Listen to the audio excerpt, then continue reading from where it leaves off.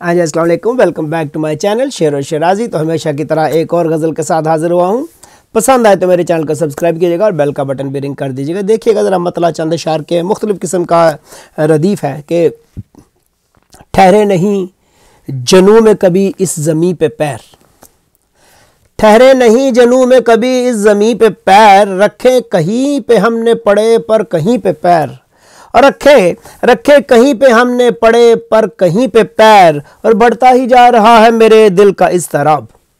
बढ़ता ही जा रहा है मेरे दिल का इज़्तिराब, रखा है फिर गुमान ने मेरे यकीन पे पैर, और रखा है फिर गुमान ने मेरे यकीन पे पैर। और शेर देखिए कि चुपचाप दोस्ती का पिलाया है जिसको दूध,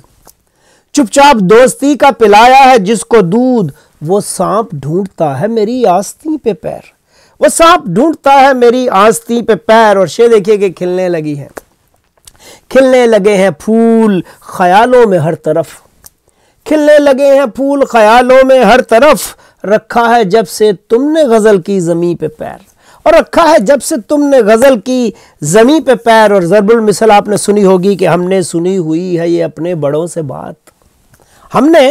हमने सुनी हुई है ये अपने बड़ों से बात, हाथी का पैर है जहां सबका वहीं पे पैर, हाथी का पैर है जहां सबका वहीं पे पैर। और हर शाम बादलों से ज़मीं पर उतर के चांद,